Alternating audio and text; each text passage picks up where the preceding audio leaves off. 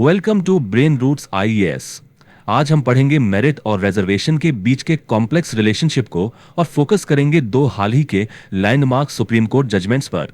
इन rulings ने इस important और अक्सर डिबेट किए जाने वाले टॉपिक पर काफी जरूरी क्लैरिटी लाई है। चलिए इन्हें साथ मिलकर डिकोड करते हैं। हम शुरुआत करेंगे इस इश्यू की कॉन्स्टिट्यूशनल फाउंडेशन से। फिर हम दो बहुत ही क्रूशियल केस स्टडीज को एग्जामिन करेंगे जिन्होंने इंपॉर्टेंट प्रेसिडेंट सेट किए हैं। उसके बाद हम इन जजमेंट्स को सिंथेसाइज करके एक क्लियर फ्रेमवर्क बनाएंगे और आखिर में इनके ब्रॉडर इंप्लीकेशंस और आगे के रास्ते पर चर्चा करेंगे। तो चलिए सबसे पहले अपनी फाउंडेशन बिल्ड करते हैं। इस टॉपिक को ठीक से समझने के लिए हमें पहले यह समझना होगा कि कॉन्स्टिट्यूशन के पर्सपेक्टिव से इक्वालिटी और रिजर्वेशन का मतलब क्या है, क्योंकि अगर वाई क्लियर नहीं है ना तो व्हाट और हाउ को समझना काफी मुश्किल हो जाता है। तो सबसे क्रूशियल सवाल ये उठता है, क्या ओपन कैटेगरी अनरिजर्व्ड कैंडिडेट्स के लिए एक कोटा है या ये कुछ और है?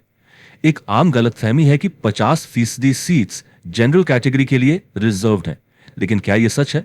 सुप्रीम कोर्ट के मुताबिक बिल्कुल नहीं। ये एक ओपन या अनरिजर्व्ड कैटेगरी है, जिसका मतलब है कि यह सबके लिए खुली है, प्योरली ऑन मेरिट। इस पूरी डिस्कशन का जो बेडरॉक है, जो नींव है, वो है हमारे कॉन्स्टिट्यूशन का आर्टिकल 14। ये आर्टिकल इक्वालिटी बिफोर लॉ के प्रिंसिपल को एस्टैब्लिश करता है। इसका मतलब है कि हर एक व्यक्ति कानून की नजर में बराबर है और ये किसी भी तरह के आर्बिट्ररी डिस्क्रिमिनेशन को रोकता है। इसे हम फॉर्मल इक्वालिटी कहते हैं। अब इंटरेस्टिंग बात यह है कि आर्टिकल 16 इस जनरल प्रिंसिपल को कैसे स्पेसिफिकली पब्लिक एम्प्लॉयमेंट पर अप्लाई करता है। आर्टिकल 16(1) सभी सिटीजन्स के लिए स्टेट एम्प्लॉयमेंट के मामलों में इक्वालिटी ऑफ अपॉर्चुनिटी की गारंटी देता है। लेकिन हमारा संविधान सिर्फ फॉर्मल इक्वालिटी में विश्वास नहीं रखता, ये सब्सटैंटिव इक्वालिटी को भी मानता है। इसी वजह से हमारे पास आर्टिकल 16(4) जैसे प्रोविजंस हैं जो स्टेट को उन बैकवर्ड क्लासेस के लिए रिजर्वेशन करने का अधिकार देते हैं जिनका पर्याप्त रिप्रेजेंटेशन नहीं है। तो रिजर्वेशन आर्टिकल 16 का वायोलेशन नहीं है, बल्कि ये उसके स्पिरिट का ही एक एक्सटेंशन है। चलिए अब आते हैं हमारे पहले केस स्टडी पर, जो इस कोर प्रिंसिपल को बहुत ही शानदार तरीके से इलस्ट्रेट करता है। यह केस है Rajat Yadav versus Rajasthan high court. इस पर खास ध्यान देना है क्योंकि ये प्रीलिम्स और मेंस दोनों के लिए इंपॉर्टेंट है। इस केस ने ओपन कैटेगरी की डेफिनेशन को बिल्कुल साफ कर दिया। यह स्लाइड इस केस की पूरी जर्नी को समराइज करती है। राजस्थान हाई कोर्ट ने क्लर्क्स के लिए वैकेंसीज एडवर्टाइज की। कैंडिडेट्स को कैटेगरी वाइज शॉर्टलिस्ट किया गया, लेकिन स्टेप 3 पर एक अजीब सी चीज हुई, एक अनोमली। कुछ रिजर्व्ड कैटेगरीज जैसे ओबीसी और ईडब्ल्यूएस का कट ऑफ जनरल कैटेगरी के कट ऑफ से ज्यादा चला गया। नतीजा यह हुआ कि बहुत से रिजर्व्ड कैटेगरी के कैंडिडेट्स जिन्होंने जनरल कट ऑफ से ज्यादा स्कोर किया था, वो शॉर्टलिस्ट होने से रह गए। यही इसका सेंट्रल पैराडॉक्स है। एक कैंडिडेट ओपन लिस्ट के लिए क्वालिफाई करने लायक मेरिटोरियस है, लेकिन वो इसलिए फिल्टर आउट हो जाता है क्योंकि उसकी अपनी रिजर्व कैटेगरी का बेंचमार्क उससे भी ज्यादा है। सोचिए, जनरल कैटेगरी कट ऑफ को बीट करने के लिए काफी मार्क्स हैं, लेकिन रिजेक्शन इसलिए मिल रहा है क्योंकि खुद की रिजर्व कैटेगरी का कट ऑफ और भी ज्यादा था। ये मेरिट के प्रिंसिपल के बिल्कुल खिलाफ जाता है और इसी को कोर्ट में चैलेंज किया गया था। और ये हमें सुप्रीम कोर्ट के बिल्कुल साफ स्टैंड पर ले आता है।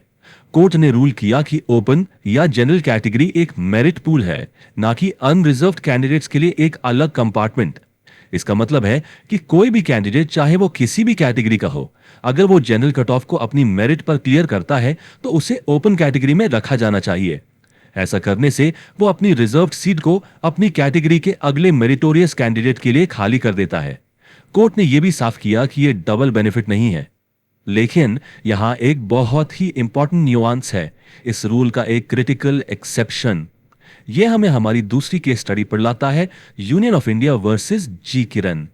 इस केस ने रजत यादव केस में स्थापित प्रिंसिपल पर एक जरूरी शर्त, एक कॉविएट लगा दिया। दोनों सिनेरियोज में जो फंडामेंटल डिफरेंस है वो एक क्रूशियल फैक्टर पर आके टिक जाता है कि कैंडिडेट ने प्रोसेस के किसी भी स्टेज पर कोई रिलैक्सेशन अवेल किया या नहीं। रजत यादव केस में कैंडिडेट ने प्योर मेरिट पर कंपीट किया बिना किसी रिलैक्सेशन के, लेकिन जी किरण केस में कैंडिडेट ने एग्जाम के एक अर्ली स्टेज पर रिलैक्सेशन का फायदा उठाया था। चलिए इसके फैक्ट्स देखते हैं। यह case Indian forest service exam से जुड़ा था। एक एससी कैंडिडेट ने प्रिलिमिनरी एग्जाम क्लियर करने के लिए एक रिलैक्स्ड कट ऑफ का फायदा उठाया। लेकिन फाइनल रिजल्ट में उनके टोटल मार्क्स एक जनरल कैटेगरी कैंडिडेट से ज्यादा थे। सुप्रीम कोर्ट ने पूरे प्रोसेस को, प्रीलिम्स, मेंस और इंटरव्यू को एक सिंगल इंटीग्रेटेड एग्जामिनेशन प्रोसेस के रूप में देखा। यह टर्म बहुत जरूरी है। सुप्रीम कोर्ट का वर्डिक्ट बिल्कुल साफ था।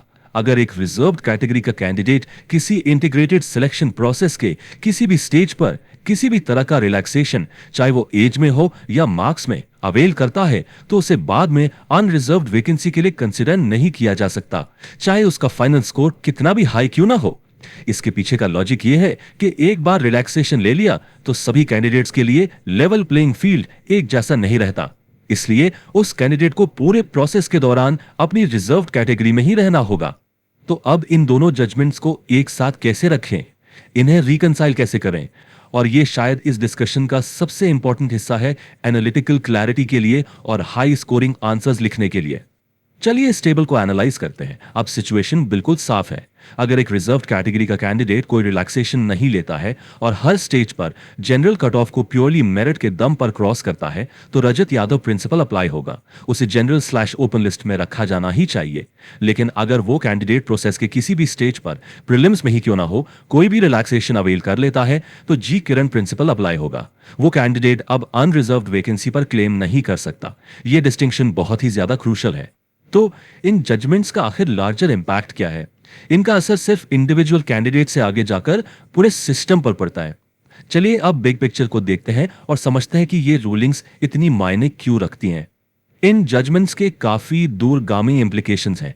पहला, ये आर्टिकल्स 14 और 16 में दिए गए इक्वालिटी कोड की पवित्रता को रीअफर्म करते हैं। दूसरा, ये ओपन कैटेगरी के मेरिट बेस्ड नेचर के बारे में सारे कंफ्यूजन को दूर करते हैं। तीसरा, ये एडमिनिस्ट्रेशन में लंबे समय से चल रहे डबल बेनिफिट डिबेट को रिजॉल्व करते हैं। चौथा, ये रिक्रूटमेंट एजेंसीज को कट ऑफ्स और मेरिट लिस्ट्स के लिए साफ साफ नियम बनाने के लिए पुश करते हैं, जिससे मनमानी कम होती है। और आखिर में ये इंक्लूसिव एक्सीलेंस के कॉन्सेप्ट को बढ़ावा देते हैं, एक ऐसा सिस्टम जहां इंक्लूजन और एक्सीलेंस एक साथ एग्जिस्ट कर सकते हैं। और ये हमें एक फाइनल थॉट फॉर रिफ्लेक्शन पर लाता है, जो एक पोटेंशियल मेंस क्वेश्चन भी हो सकता है। इसके बारे में जीएस पेपर 2 के पर्सपेक्टिव से सोचिए, क्योंकि इसी तरह के एनालिटिकल सवाल यूपीएससी अक्सर पूछता है। ये जजमेंट्स मेरिट के प्रिंसिपल और सोशल जस्टिस के कॉन्स्टिट्यूशनल मैंडेट के बीच बैलेंस कैसे बनाते हैं। ये रूलिंग्स दिखाती हैं कि सोशल जस्टिस मेरिट से कॉम्प्रोमाइज किए बिना भी हासिल किया जा सकता है।